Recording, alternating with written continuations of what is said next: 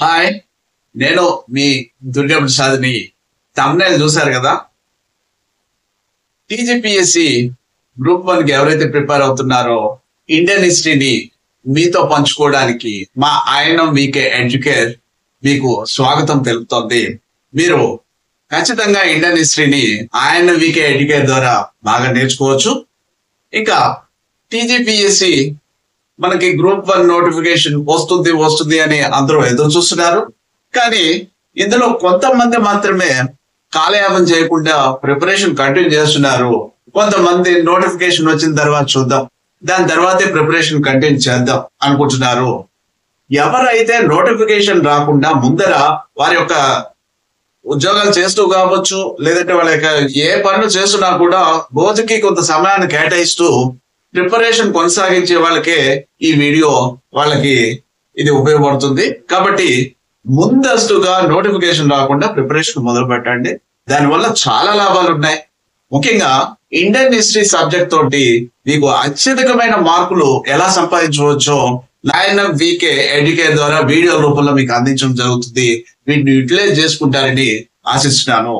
Actually Telangana public service commission దాదాపు చాలా సంవత్సరాల తర్వాత 2024లో అంటే పాత నోటిఫికేషన్ కొన్ని పోస్టులు కలిపి రీనోటిఫికేషన్ ఇచ్చి రీనోటిఫికేషన్ చేశారు. అది 2024లో ఇచ్చారు. దాని తర్వాత రిజల్ట్ వచ్చింది. ఓకే, మరి ఇప్పుడు ఉన్న ఊహాగానాలు ఏమిటంటే సిలబస్ కొద్దిగా మారుతాయి, ఇవన్నీ కూడా వస్తున్నాయి. ఎంత మారినా ఇండియన్ హిస్టరీ సబ్జెక్ట్ అలాగే ఉంటుంది. సో దాని గురించి వరి పడద్దు. యాడింగ్ కావచ్చు, లేదా కొద్దిగా ఏదైనా డెలిషన్ ఉంటే ఉండొచ్చేమో, కానీ దాదాపుగా అయితే మనం 2024 నోటిఫికేషన్ ప్రకారం ఇండియన్ హిస్టరీ సబ్జెక్ట్ ని ఏ విధాలుగా మనం ఉపయోగించుకుని చదువుకోవచ్చు అనేది మనం ఇక్కడ చూద్దాం. ఫస్ట్, ఇది టీజీపీఎస్సి గ్రూప్ 1 2024 నోటిఫికేషన్ లో పేర్కొన్న స్కీమ్ అండ్ ఎగ్జామినేషన్ ప్యాటర్న్ ని ఫస్ట్ గమనించవలసి ఉంటుంది. Scheme and examination TGPSC group 1 examination. Okay, so scheme and syllabus ఎలాగ ఉంటుంది అన్న చూస్తే ఇందులో ఈ 2 phases లో జరుగుతుంది. ఎగ్జామ్ 2 phases లో ఉంటుంది. ఎగ్జామ్ అనేది ఫేజ్ 1 అంటే 2 దశలో జరుగుతుంది. ఫేజ్ 1 వచ్చేసి ప్రిలిమినరీ ఎగ్జామ్ అంటాం దీన్ని. ఇది ఆబ్జెక్టివ్ లో ఉంటుంది. ఓకే, ఆబ్జెక్టివ్ ఎగ్జామ్ లో ఉంటుంది. దీనికి 150 మార్కులు కేటాయించబడ్డాయి. ఈ 150 మార్కులు general studies and mental ability. General studies and mental ability. Okay, ఇది ప్రిలిమినరీలో ఆబ్జెక్టివ్ ఉంటుంది. 150 మార్కులు ఇచ్చారు. అది general studies and mental ability. వీటిలో 13 సబ్జెక్ట్స్ ఉంటాయి. 13 సబ్జెక్ట్స్ లో ఈచ్ వన్ దాదాపుగా 10 to 15 వచ్చే మార్క్స్ వచ్చే అవకాశం ఉంది. ఓకే, ఇది 150లో ప్రిలిమినరీ ఎగ్జామ్ లో 10 నుంచి 15 వరకు, లేదా తగ్గవచ్చు పెరగవచ్చు, చెప్పలేము. అది అప్రాక్సిమేట్లీ ఈ విధానంలో ఉండవచ్చు. సో ఇక్కడ మనం 13 సబ్జెక్ట్స్ ఉంటాయి. వీటిలో ఇండియన్ హిస్టరీ ఒక భాగం. ఓకే, ఇండియన్ హిస్టరీ ఒక సబ్జెక్ట్ గా ఉంటుంది. తర్వాత 10 నుంచి 15 అంటే తగ్గిపోవచ్చు పెరగవచ్చు, అంటే అందువల్ల అప్రాక్సిమేట్ ఇస్తున్నాను కొంచెం. ఓకే, సెకండ్ ప్రిలిమినరీ ఎవరైతే క్వాలిఫై అవుతారో అయిన తర్వాత ఇది మెయిన్స్ ఎగ్జామినేషన్ జరుగుతుంది. ఇది డిస్క్రిప్టివ్ లో ఉంటుంది. ఓకే, డిస్క్రిప్టివ్ మోడ్ లో ఉంటుంది. అంటే ఓకే, ప్రిలిమినరీ ఏమో ఆబ్జెక్టివ్ బహుళచిక సమాధానాలతో ఉంటాయి. ఇదేమో వ్యాసాలతో నింపవలసి ఉంటుంది. డిస్క్రిప్టివ్ మోడ్ అంటే ఇది దాదాపుగా 900 మార్క్స్ ఉంటుంది. ఓకే, 900 మార్క్స్ అంటే 6 పేపర్లు ఉంటాయి. Each one 150 marks. 6 పేపర్లు ఉంటే ఒక్కొక్క దానికి 150 మార్కులు కేటాయించబడ్డాయి. ఈ 6 పేపర్లో రకరకాల సబ్జెక్ట్స్ లో మనం పేపర్ 1 అంటే ఎస్ఏ, జనరల్ ఎస్ఏ ఉంటుంది. ఓకే, పేపర్ 1 లో జనరల్ ఎస్ఏ. ఈ జనరల్ ఎస్ఏలో రకరకాల సబ్జెక్ట్స్ ఉంటాయి. అందులో ఒక సబ్జెక్ట్ ఇండియన్ హిస్టరీ. ఓకే, ఇక్కడ 3 ఎస్ఏలు సెక్షన్స్ ఉంటాయి. 3 సెక్షన్స్ లో అంటే ఒక్కొక్కటి తీసుకొని ఒక్కొక్కటి 50 మార్కులు. ఇక్కడ 50 మార్కులు అనమాట. ఓకే, నెక్స్ట్ పేపర్ 2 లో ఇండియన్ హిస్టరీ, తెలంగాణ హిస్టరీ, తర్వాత జియోగ్రఫీ ఉంటాయి. ఇవన్నీ డిస్క్రిప్టివ్ లోనే. ఇది కూడా 3 సెక్షన్స్ కింద ఉంటాయి. 3 సెక్షన్స్ ఉండి ఒక్కొక్కటి కూడా 50 మార్కులు కేటాయించబడింది. అంటే ఇండియన్ హిస్టరీ 50 మార్కులు కేటాయించబడింది. అంటే అప్రాక్సిమేట్లీ ఈ రెండు కూడా 100 మార్కులు గైన్ అయిపోతున్నాయి. అంటే 900 మార్కులకి 100 మార్కులు ఆల్రెడీ బాగా చదవగలిగితే 100 మార్కుల్లో దగ్గర దగ్గరగా 90 వరకు కూడా తెచ్చుకునే అవకాశం ఉంటుంది. మెయిన్స్ ఈజీగా మీరు జాబ్ ని ట్యాకిల్ చేసేయచ్చు. ఖచ్చితంగా జాబ్ ని తెచ్చుకోవచ్చు. గ్రూప్ 1 పోస్ట్ ని తెచ్చుకోవచ్చు. మీ కళల పోస్ట్ ఏదైతే ఉంటుందో అది సాధించడానికి ఇండియన్ హిస్టరీ చాలా ఒక మంచి ఆయుధంగా ఉపయోగపడుతుంది. దాన్ని ఉపయోగించుకునే పద్ధతి ప్రిలిమినరీలో ఒక్కొక్కసారి 8 రావచ్చు, ఒకసారి 10 రావచ్చు, ఒకసారి రావచ్చు. పోనీ ఇక్కడ తీసుకుంటే చూడండి, టోటల్ ఎంత ఉంది? 115. ప్రిలిమినరీలో తక్కువ కాబట్టి దాన్ని పక్కన పెట్టేద్దాం అనుకున్నా అన్ని సబ్జెక్టులు ఉన్నాయి. ఇక్కడ 13 సబ్జెక్టులు ఉన్నాయి కాబట్టి వెయిటేజ్ వాటికే ఉంది. కాబట్టి ఇక్కడ గమనించినప్పుడు మూడింటిలోనూ కూడా ఇక్కడ ఇండియన్ హిస్టరీ ఉంది, ఎస్ఏలో కూడా ఇండియన్ హిస్టరీ ఉంది, జనరల్ స్టడీస్ లో పేపర్ లో కూడా అంటే జనరల్ ఎస్ఏలో 50 మార్కులకి హిస్టరీ విభాగం ఉంది. అలాగే పేపర్ 2 లో ఇండియన్ హిస్టరీ, తెలంగాణ హిస్టరీ, జియోగ్రఫీలతో ఒక్కొక్క సెక్షన్ కి 50 మార్కులు, ఇండియన్ హిస్టరీ 50 మార్కులు కేటాయించారు. కాబట్టి వెయిటేజ్ ఎంత ఉందో మీరు గమనిస్తే ఇప్పటి నుంచే ప్రిపరేషన్ మొదలు పెట్టాలి. మరి ఓకే, ఇక్కడ బాగా ఉంది చెప్పాము. ప్రిలిమినరీలో ఈ విధంగా ఉన్నాయి. సిలబస్ ఏంటి అని చూసినప్పుడు వాళ్ళు ఈ విధంగా మెన్షన్ చేశారు సిలబస్ ని. ఫస్ట్ వన్ ప్రిలిమినరీ సిలబస్ తీసుకుంటే history and cultural heritage of India. Okay, ఇది జనరల్ స్టడీస్ లో వీళ్ళు ఇచ్చిన సిలబస్ తాలూకా లీడ్. ఇది టైటిల్ ఈ విధంగా ఇచ్చారు, history and cultural heritage of okay India. ఇది తర్వాత నెక్స్ట్ జనరల్ ఎస్ఏకి సంబంధించి historical and cultural heritage of India.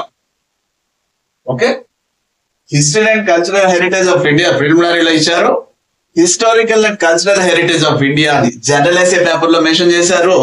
తర్వాత వీళ్ళు మెన్షన్ చేసింది జనరల్ స్టడీస్ పేపర్ లోని పేపర్ 2 కు సంబంధించి తర్వాత history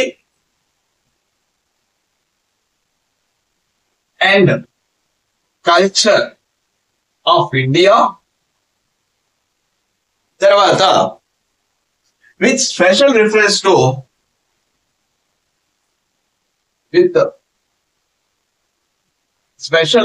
to modern India. Modern period అంటారు.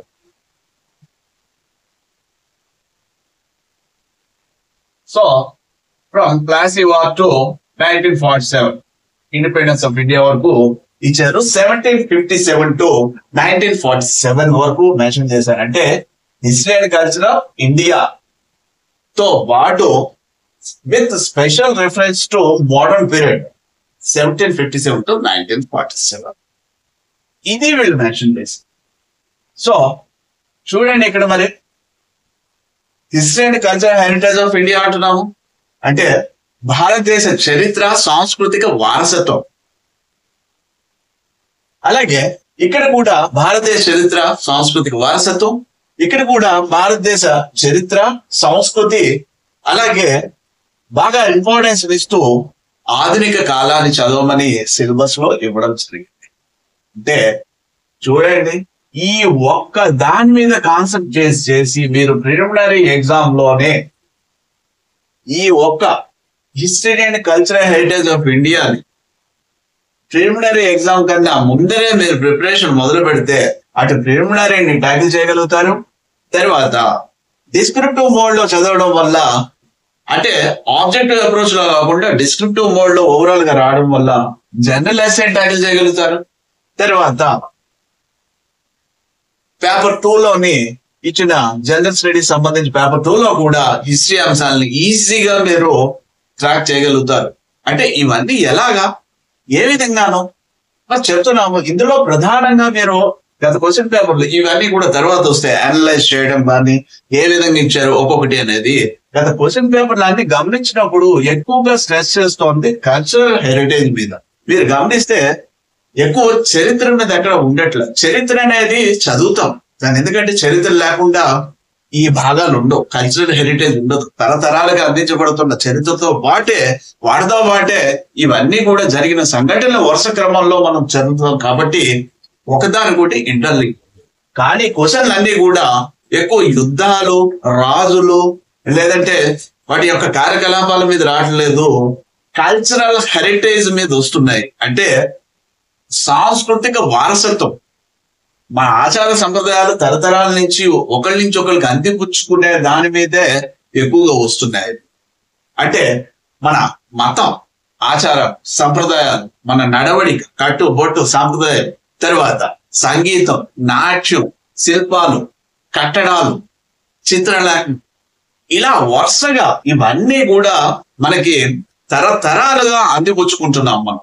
ఇది కాబట్టి కల్చరల్ హెరిటేజ్ మీదే ఎక్కువగా దృష్టి పెడుతున్నారు. ప్రశ్నలు కూడా క్వశ్చన్స్ ఫ్రేమ్ చేసి కూడా ఎక్కువగా ప్రిలిమినరీ ఆస్పెక్ట్ లో కావచ్చు, లేదా మెయిన్స్ ఆస్పెక్ట్ లో కావచ్చు, ఎక్కువగా ఆర్ట్ అండ్ ఆర్కిటెక్చర్ కావచ్చు, లేదంటే పెయింటింగ్స్ మీద కావచ్చు, లేదా రిలీజియన్, ఫిలాసఫీ. సో ఇలా విపరీతంగా వీటి మీద క్వశ్చన్స్ వస్తున్నాయి. కాబట్టి ఒక ప్రిపరేషన్ రన్ చేస్తే మూడింటిని ఈజీగా మీరు దాటుకుంటూ వెళ్ళిపోవచ్చు, పోస్ట్ తెచ్చుకోవచ్చు. ఓకే, మరి history and cultural heritage of India అంటున్నాము. ఇందులో ఈ సిలబస్ ని డీటెయిల్డ్ గా వెళ్లే ముందు అసలు దీని యొక్క పీరియడైజేషన్ ఏంటి, వీళ్ళ యొక్క ఎందుకు ఇదే మెన్షన్ చేశారు, ఇదే ఎందుకు చదవాలి అన్నది మనకు తెలియవలసి ఉంది. హిస్టరీ అండ్ కల్చరల్ హెరిటేజ్ అంటే భారతదేశ చరిత్ర, సంస్కృతి, వారసత్వం బాగానే ఉంది. అది ఎలా వెళ్తాము, దానికి ఒక కాల వ్యవధి ఉందా, లేకుండా పూర్తిగా వెళ్ళిపోతామా, ఎక్కడి నుంచి ఎక్కడ ఆపాలి, ఎక్కడ ఏ పార్ట్స్ కింద విడగొట్టారు, ఇవన్నీ కూడా తెలుసుకుంటే తర్వాత మనకి ప్రిపరేషన్ ఈజీ అవుతుంది.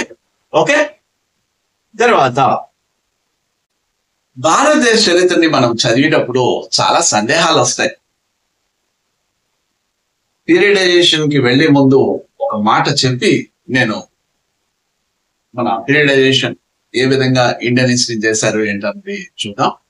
సాధారణంగా ఈ గ్రూప్ 1 కి ప్రిపేర్ అవుతున్నప్పుడు ప్రిలిమినరీ మెయిన్స్ అన్నప్పుడు నోటిఫికేషన్ రాకముందే ప్రిపరేషన్ మొదలుపెట్టినప్పుడు కూడా ఎక్కువ మంది భారతదేశ చరిత్రని కొన్ని పుస్తకాలు పట్టుకుని వెళ్ళిపోతూనే ఉంటారు, చదువుతూ ఉంటారు.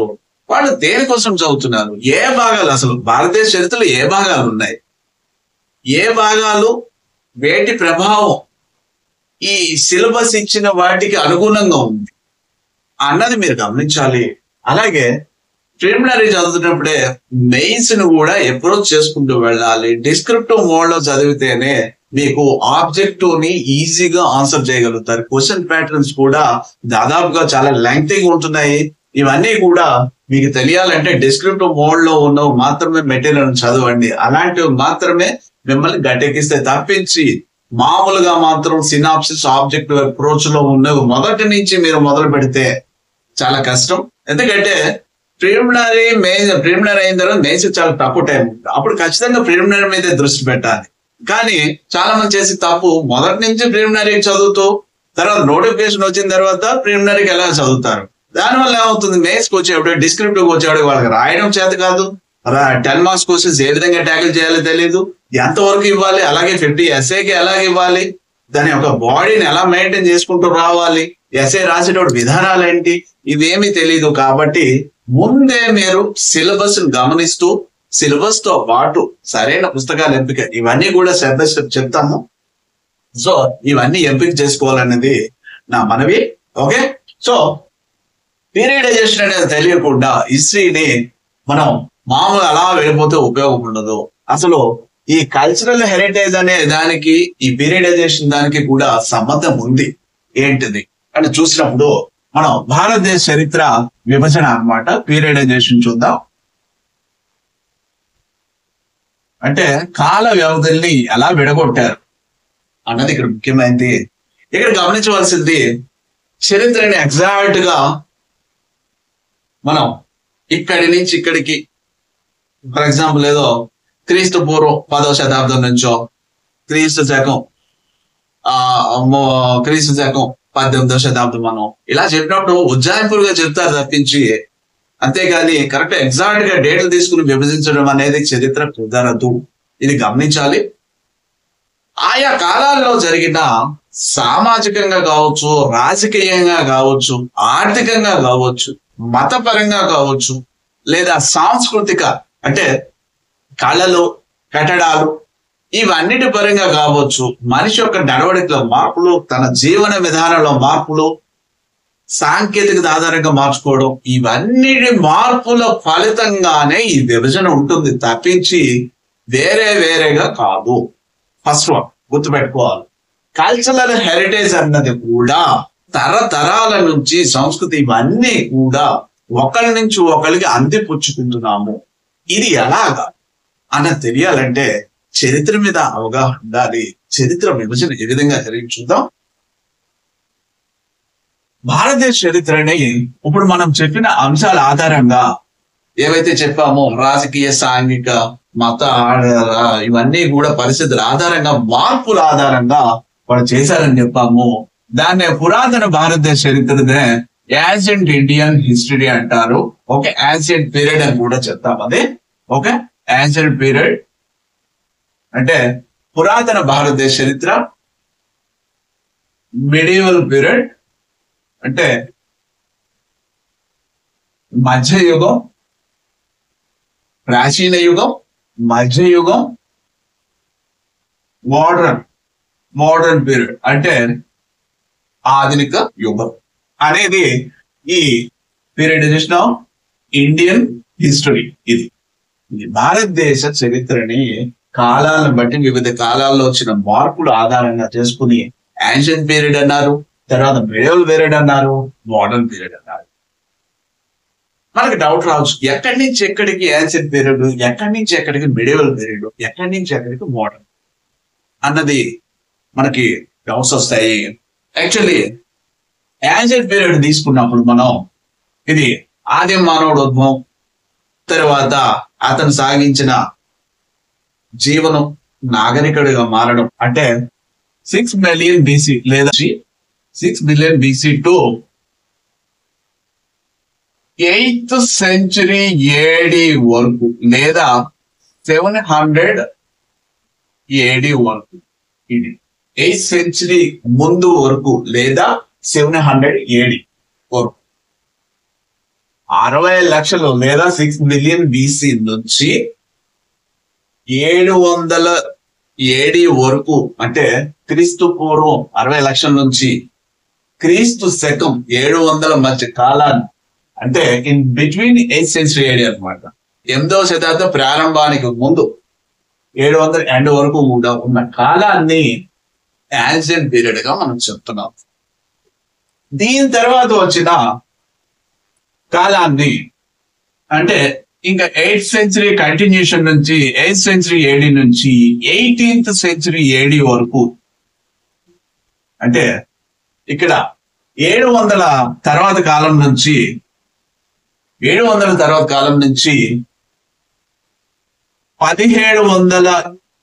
ఏడి వరకు క్రీస్తు శకం ఇదంతా కూడా ఇంకా మధ్య కాలాన్ని మిడివల్ పీరియడ్ అంటున్నారు. మరి మోడర్న్ పీరియడ్ ఏమంటున్నారు?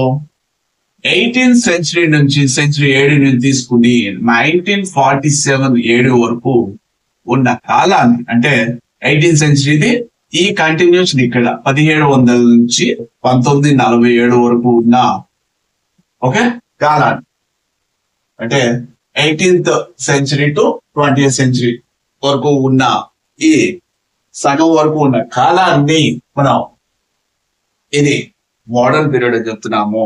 మరి ఆఫ్టర్ 1947 మన ఇండిపెండెంట్ ఇండియా కాబట్టి స్వాతంత్రం తర్వాత భారతదేశం, అంటే అది కాంటెంపరీ ఇండియన్ హిస్టరీ అంటాము.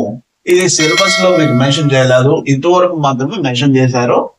కాంటెంపరీ కొన్ని మనకి ఫర్దర్ గా ఒక్కోసారి సివిల్ సర్వీస్ వీటికి కూడా కాంటెంపరీ ఇండియన్ హిస్టరీ అంటారు. ఆఫ్టర్ 1947 నుంచి కూడా అప్పుడు కొనసాగుతుంది, అంతా కూడా సమకాలీన భారతదేశ వస్తూనే మనం ఉంటుంది. ఓకే, మరి ఇవి చేస్తారు. మరి ఈ కాలాలనే స్పెసిఫిక్ గా వీళ్ళు ఎందుకు చెప్తున్నారు? ఎగ్జాక్ట్ గా అంటే ఏది ఎగ్జాక్ట్ గా ఏం లేదండి, మార్పులు కొద్ది కొద్దిగా వచ్చి స్థిరపడిన కాలం కాబట్టి అవి ఉజ్జాయింపుగా తీసుకుని చరిత్రకారులు విభజించారు. అంటే యాక్చువల్ గా యాన్షియంట్ ఇండియన్ పీరియడ్ అంటే పురాతన భారతదేశ చరిత్రలో మనం గమనించినప్పుడు మొట్టమొదటిగా ఆది మానవుడు తన యొక్క జీవన విధానాన్ని ఏ విధంగా కొనసాగించాడు, తర్వాత సాంకేతికత ఆధారంగా తన పనిముట్లను ఎలా తయారు చేసుకున్నాడు, అలా ఎదుగుతూ ఎదుగుతూ లోహ పరిజ్ఞానాన్ని పెంచుకున్నాడు. ఆ లోహ పరిజ్ఞానం తర్వాత తన వాళ్ళని, తన ప్రదేశాలని, వీటిని అతను కాపాడుకోవడం కోసం ఒక యుద్ధాలు చేయడం జరిగింది. పక్క పక్క వాళ్ళతోటే యుద్ధాలు చేసుకుంటూ ఇతను ముందుకు పోవడంతో రాజ్యం అనే భావన ఏర్పడింది.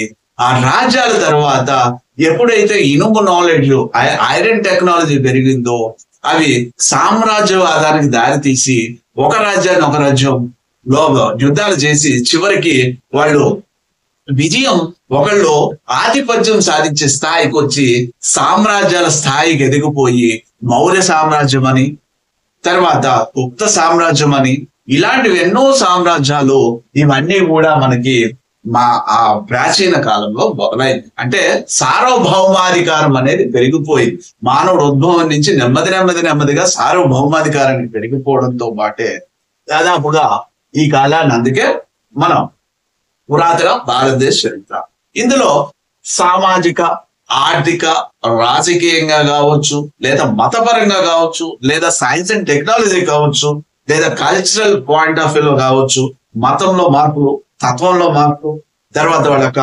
కస్టమ్స్ లో మార్పు, ఇవన్నీ కూడా మనం ఇక్కడ గమనిస్తూనే ఉంటాము. ఎలా ఎలా వచ్చింది అనేది భాగం, అది కల్చరల్ హెరిటేజ్ లో భాగంగా మనం చదువుతూనే ఉంటాం.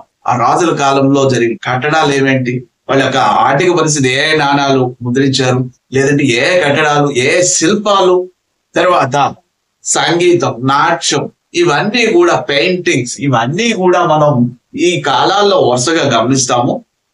ఇది ప్రత్యేకించి జరిగింది పురాతన భారతదేశ చరిత్ర. అంటే సామాజిక, ఆర్థిక, మత, రాజకీయ పరిస్థితుల ఆధారంగా ఈ విధంగా విభజించారు 8th సెంచరీ AD.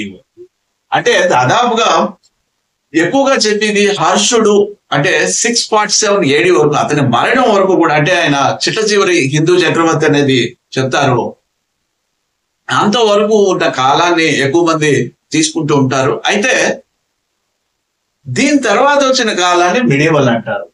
మిడివల్ అనేది ఎందుకంటున్నాం, మధ్య యుగం, అంటే యాన్షియంట్ కి మోడర్న్ కి మధ్యన ఉంది కాబట్టి మధ్య యుగంగా చెప్తున్నాము. దీంతో పాటే పురాతన భారతదేశ చరిత్రలోనే మనకి ఈ మధ్యయుగ తాలూకా మూలాలు ఆల్రెడీ కొద్దిగా మనకు మొదలయ్యే పురాతన కాలంలోనే, అంటే శాతవాహన కాలంలోనే ఇవి మధ్యయుగ లక్షణాలు కొద్దిగా పొడచూపే అంటారు. అంటే అప్పటికి జస్ట్ ఇలా వచ్చి వెళ్ళిపోయినట్టుగా జరిగింది. అవే దానాలు, గ్రామ దానాలు, బ్రాహ్మణులకు కావచ్చు, మతాచారులకు కావచ్చు, వీళ్ళందరికీ కూడా, అలాగే వీళ్ళందరికీ కూడా భూమిని దానాలు ఇవ్వడం సార్. తర్వాత కాలాల్లో గుప్త యుగానికి వచ్చేటప్పటికి ఇది బాగా మితిమీరిపోయింది. అంటే సామంతులకి భూమి దానాలు ఇవ్వడం మొదలైంది. బ్రాహ్మణులతో పాటు, మతాధికారులతో పాటు వాళ్ళ యొక్క ఉద్యోగులు కూడా ఒక్కొక్కసారి జీతాలు ఇవ్వలేని పరిస్థితుల్లో భూములను దానంగా ఇచ్చేసేవారు. సో ఈ విధమైన పరిణామం శాతవాహనం నుంచి మొదలైతే నెమ్మదిగా గుప్తుల కాలం, హర్షుని కాలంగా వచ్చేప్పటికీ భూస్వామ్యం అనేది ఒక పరిస్థితి, భూస్వామ్యయుతమైన అధికారం నెలకొనే స్థాయికి ఆ సమయాల్లో వచ్చింది. అది స్థిరపడిపోయిన కాలం మధ్యయుగ కాలం. రాబోయే పరిస్థితులన్నీ కూడా భూస్వాములు చేతుల్లో వెళ్ళిపోయాయి. చక్రవర్తి వాళ్ళ మీద ఆధారపడే పరిస్థితి కూడా వచ్చేసింది. ఇది దాదాపుగా మనం క్రీస్తు శకం 700 తర్వాత నుంచి చూస్తాం ఎక్కువగా. కాబట్టి మధ్యయుగ కాలంలో భూస్వామ్య లక్షణాలు అత్యధికంగా ఉంటాయి మధ్యయుగ కాలంలో.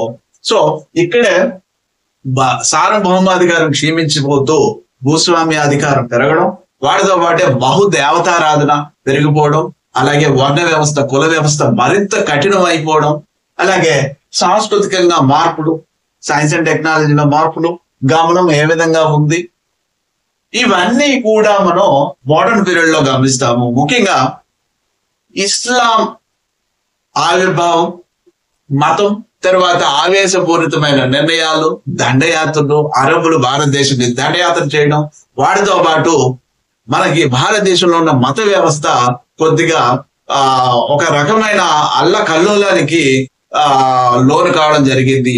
ఆ పరిస్థితులు తట్టుకుని మరలా పునరుజ్జీవనం కూడా అవ్వడానికి ప్రయత్నించడం జరిగింది. ముఖ్యంగా ఆది శంకరాచార్యుల నుంచి మొదలు పెడితే రాబోయే భక్తి ఉద్యమం రూపంలో విపరీతంగా మారుతూ వచ్చింది. సంస్కృతి మీద, మత రంగం మీద చాలా ప్రభావం చూపించింది ఇస్లాం రాకతో. తర్వాత సూఫీ మతం కూడా ఆవిర్భవించి ఇక్కడ ఇస్లాంలో భాగంగానే భారతదేశంలో పలు రకాల ఆచార వ్యవహారాల్లో ఎన్నో మార్పులు లోనయ్యాయి.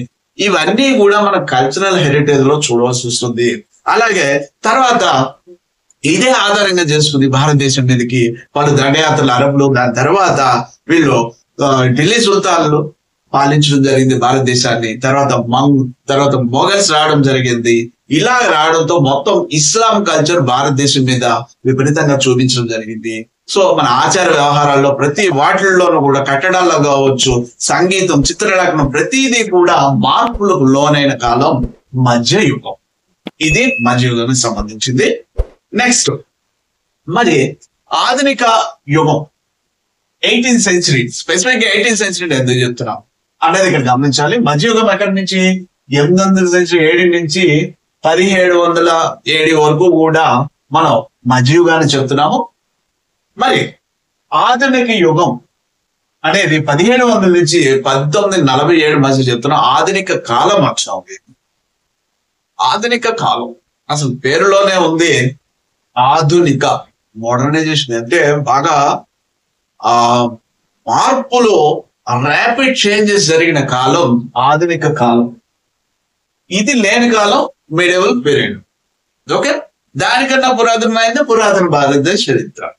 అయితే ఈ కాలంలో మార్పులు ఏంటి, అసలు ఆధునికతకి ఏంటి నిర్వచనం అంటే, మన సాంప్రదాయాలు కావచ్చు, మన సంస్కృతి కావచ్చు, మన విధానాలు కావచ్చు, మన ఆర్థిక విధానాలు కావచ్చు, మన సైన్స్ కావచ్చు, హేతువాదం ఆలోచించే విధానం కావచ్చు, మూర్ఖత్వాన్ని వదిలి మతం మౌఢ్యం నుంచి పక్కదారి పట్టి హేతుబద్ధంగా ఆలోచించడం, తర్వాత లౌకికంగా ఆలోచించడం, అలాగే మతాన్ని ప్రశ్నించడం, మతాన్ని, ఇవన్నీ కూడా మనకి ఆధునిక కాలంలో ఎక్కువగా కనపడతాయి.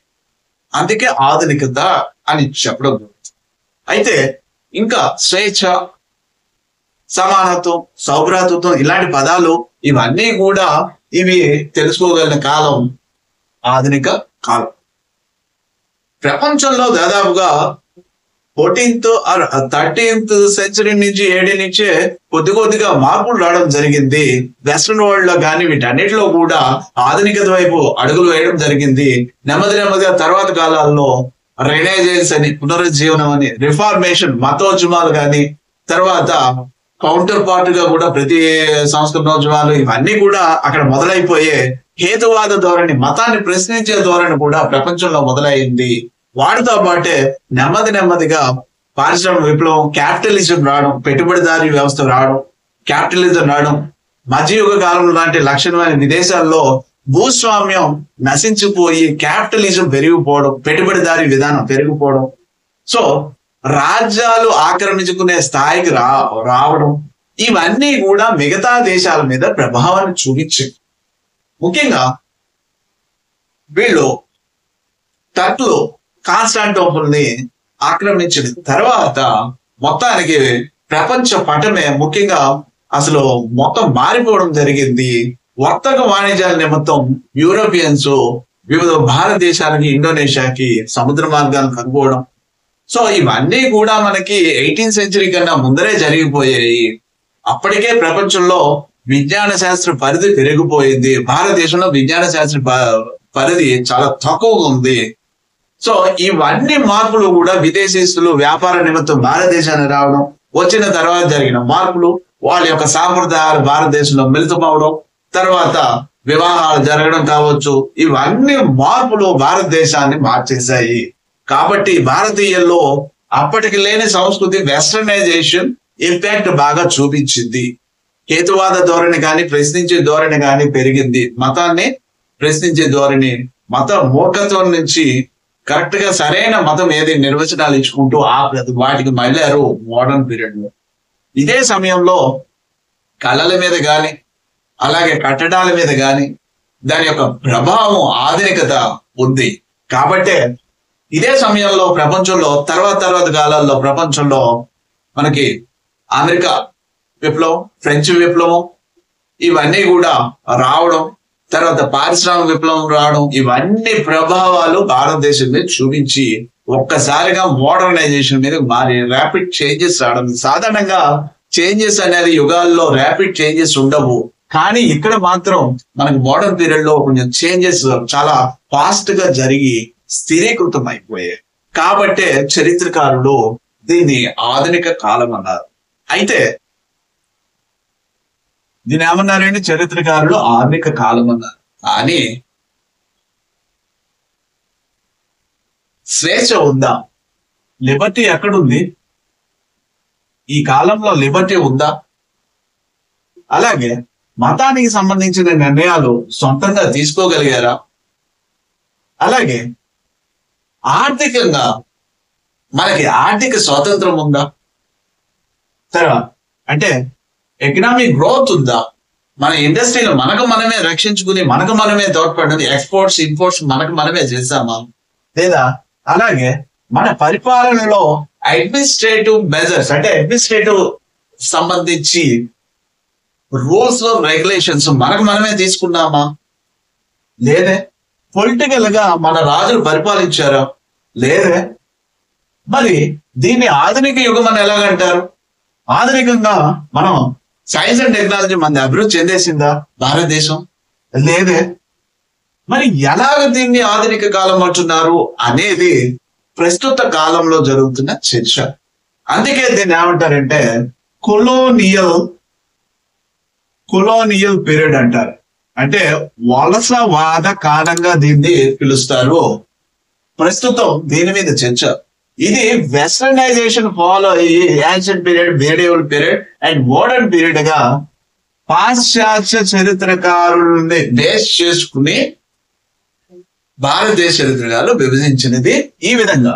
అయితే మోడర్న్ పీరియడ్ మాత్రం కొలోనియల్ పీరియడ్ గా మాత్రం మన దేశ చరిత్రకారులు దీని మీద ఖచ్చితంగా నమ్ముతున్నది ఇది. ఎందుకంటే ఏ దేశం అయితే తన స్వార్థం కోసం మరొక దేశాన్ని లోబరుచుకుందో, ఆ లోబరుచుకున్న తర్వాత వాళ్ళ మీద బలవంతంగా తమ పాలనని, రాజకీయ వ్యవస్థని, ఆర్థిక రూపంలోను, తర్వాత సమాజ రూపంలోను, తర్వాత మత రూపంలోను, తర్వాత సాంస్కృతిక రూపంలోను, వాళ్ళ యొక్క కట్టుబాట్లు, ఆచారాలు, వ్యవహారాలు, తర్వాత మొత్తం తిండి, వాళ్ళ యొక్క మొత్తం అన్ని వ్యవస్థల మీద కూడా బలవంతంగా వాళ్ళ యొక్క ఇంపాక్ట్ ఉంటుంది. దాన్నే కొలోనియలిజం అంటాం. అంటే వలసవాదత్వం. బ్రిటిష్ వాళ్ళు వర్తక నిమిత్తం వచ్చి భారతదేశం మీద వర్తకంగా వచ్చి అవకాశంగా రాజుల మధ్య ఉన్న అనైక్యతని అవకాశంగా తీసుకుని వీళ్ళు భారతదేశాన్ని తమ ఆధిపత్యంలో తెచ్చుకున్నారు. తెచ్చుకున్న తర్వాత వాళ్ళు రుద్దినది ఒకటి కాదు, రెండు కాదు. భారతీయులకు నాగరికత లేదు, సంస్కృతి లేదు, మేము వచ్చే వీళ్ళకి నాగరికత నేర్పుతున్నాం అన్న విధంగా వాళ్ళు ఫీల్ అవుతూ అప్పుడున్న అప్పటికి కొన్ని మన సమాజంలో మనవి కూడా ఫాల్ట్స్ ఉన్నాయి. మూర్ఖత్వం ప్రబలిపోయి సతి అనేవి కానీ, విడో రెమ్యారేజ్ లేకపోవడం కానీ, లేదంటే బాల్య వివాహాలు, ఇలాంటివి చాలా ఘోరాతి ఘోరమైన సంస్కృతిలో కూడా మనం ఉన్నాం. కొన్ని విషయాలకి చెప్పుకునే తీరాలి. కానీ ఇవి అడ్వాంటేజ్ గా తీసుకునే బ్రిటిష్ వాళ్ళు వారి యొక్క మతాన్ని, క్రైస్తవ మతాన్ని ఇక్కడ విపరీతంగా పెంచుకోవడానికి క్రిస్టియన్ మిషనరీస్ కూడా పంపించారు. ఎందుకంటే వాళ్ళు చెప్పిన అంశం ఏంటి, క్రిస్టియన్ మిషనరీస్ ఎందుకు పంపామంటే భారతీయులకి పరిజ్ఞానం తక్కువ ఉంది, వాళ్ళని హేతువాదం వైపు, వాళ్ళే మతవాదంలో ఉన్నారు, మతంలో కూరుకుపోయి ఉన్నారు, మనకి కొత్తగా నేర్పుతారట. ఇది ఎంతవరకు సంబంధించి మరలా క్రిస్టియన్ మిషనరీస్ వాళ్ళు చేసిన సేవా దృక్పథాన్ని మాత్రం మెచ్చుకుని తీరాలి ఇక్కడ. సో ఇలా ప్రతి దాని మీద మనకి ఎక్కడా స్వాతంత్రం లేదు. అలాంటప్పుడు స్వాతంత్రాన్ని ఎక్కడ అనుభవించాము? మనం సొంతంగా పరిపాలన చేసుకోలేదు కదా. కాబట్టి దీన్ని కొలోనియల్ పీరియడ్ గా చరిత్రగా చూస్తున్నారు. ఇది మొత్తానికి history and cultural heritage of ఇండియాలో ఈ అంశాల చుట్టూ తిరుగుతూ ఉంటాయి. మొత్తం మీరు చదివే విధానం జస్ట్ హిస్టరీని టచ్ చేస్తారు, పొలిటికల్ హిస్టరీ టచ్ చేస్తూనే, అంటే ఏ రాజు ఎప్పుడు వచ్చాడు కొద్దిగా గుర్తుండాలి. ఎందుకంటే ఆ రాజు కాలంలో జరిగిన సంఘటనలే కదా ఇంపాక్ట్ వీటి మీద ఉంది. అంతేగాని ఇక్కడ క్వశ్చన్స్ పొలిటికల్ హిస్టరీ మీద రావట్లేదు కాబట్టి నేను అసలు పొలిటికల్ హిస్టరీనే స్కిప్ చేసేస్తానంటే ఆ స్కిప్ చేసిన తర్వాత ఏమవుతుందంటే ఇక్కడ మీకు తెలియదు, కంటిన్యూషన్ తెలియదు. ఇప్పుడు అశోకుడి గురించి తెలిస్తేనే కదా, చరిత్రలో అశోకుడు తెలిస్తేనే అతను కల్చరల్ గా ఏం చేశాడు, దాన్ని మనం వారసత్వ పరంగా ఏం తీసుకున్నామో తెలుస్తుంది. అశోకుని ధమ్మా విధానం మనం తీసుకుంటున్నామే. ఇలాంటి అలీన విధానానికి ఆధారమైంది ఏంటంటే రాజ్యాల విషయంలో జోక్యం చేసుకోకుండా ఉండడానికి. ఇలాంటివన్నీ ఎలాగొస్తున్నాయి అంటే మనం రాజకీయ వ్యవస్థని కొద్దిగా అర్థం చేసుకుని మరీ లోపలికి వెళ్ళిపోయి యుద్ధాలు దాని మొత్తం ఎక్కడి నుంచి ఎక్కడికి వెళ్ళిపోవాల్సిన అవసరం లేదు. చరిత్రగా మొత్తానికి సంఘటనలుగా మారినవి అలాంటివి చాలా ముఖ్యమైనది. ముఖ్యంగా ఇక్కడ మీకు మెయిన్స్ లో మోడర్న్ పీరియడ్ ని పక్కాగా మెన్షన్ చేస్తున్నారు కాబట్టి చాలా కేర్ఫుల్ గా ఉండాలన్నారు. సో ఇవి ఇక్కడ నేను మీకు అందించింది. మొట్టమొదటిగా ఈ వీడియోలో పార్ట్ 1 లో అసలు టీజీపీఎస్సి గ్రూప్ 1 స్థాయి ఉద్యోగాలకి మెన్షన్ చేసిన ఎగ్జామ్ ప్యాటర్న్, వాటితో పాటే సిలబస్, నేను దాని ప్రకారం వాళ్ళు మెన్షన్ చేసిన దాని ప్రకారం మీకు ఇస్తూ, అలాగే హిస్టరీ యొక్క ఇంపార్టెన్స్ ఏ విధంగా ఉంది, ఏ పేపర్స్ లో దాని యొక్క వెయిటేజ్ ఎంత ఉంది అని చెప్తూనే దాదాపు ఇక్కడ తర్వాత సిలబస్ తీసుకుంటూ దాని యొక్క అనలైజ్ చేయడం. వాళ్ళ యొక్క ఇచ్చిన సిలబస్ లో నేను ఓన్లీ టైటిల్ అంటే లీడ్ మాత్రమే నేను చెప్పాను. ఇక్కడ టోటల్ సిలబస్ నేను చెప్పలేదు, ఎందుకంటే ప్రిలిమినరీ సిలబస్ లో వాళ్ళు ఏమీ చెప్పలేదు, ఒక లీడ్ మాత్రం ఇచ్చారు, ఇలా టైటిల్ మాత్రం ఇచ్చేసారు. టోటల్ మనం చదువుకోవాల్సి ఉంటుంది. అలాగే ఎస్ఏ పేపర్కి అలాగ ఇచ్చారు, దీనికి మాత్రం సిలబస్ ఇచ్చారు. ఇవి మనం తర్వాత నెక్స్ట్ పార్ట్ లో ఒక్కొక్కటి వద్దాం. యాన్షియంట్ ఏంటి, సిలబస్ లో ఏముంటుంది, ఎలా చదవాలి, మెయిన్స్ లో అన్నది నెక్స్ట్ చూద్దాం. ఓకే.